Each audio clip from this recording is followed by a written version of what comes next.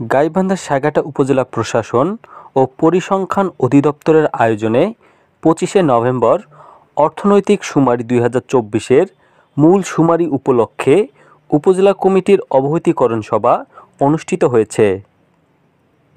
উপজেলা পরিষদ হলরুমে উপজেলা নির্বাহী অফিসার মোহাম্মদ ইসাহাক আলীর সভাপতিত্বে অবহিতকরণ সভায় বক্তব্য রাখেন উপজেলা বিএনপির আহ্বায়ক আলহাজ মোহাম্মদ আলী, সদস্য সচিব ও ঘুরিদহ UP chairman Selim Ahmed tulip, জামায়াতে ইসলামী জেলা নায়েবে আমির আব্দুল ওয়ারেস, উপজেলা জামাতে ইসলামীর সেক্রেটারি প্রভাষক এনামুল হক সরকার, গোবিন্দগঞ্জ পরিসংখ্যান অফিসার পরিতোষ শর্মা, বোনারপাড়া পুলিশ তদন্ত কেন্দ্রের ইনচার্জ পবিত্র কুমার, উপজেলা পরিসংখ্যান তদন্তকারী মোহাম্মদ জিল্লুর রহমান সর্দার, জুনিয়র পরিসংখ্যান সহকারী মোহাম্মদ আয়ুব আলী প্রমুখ।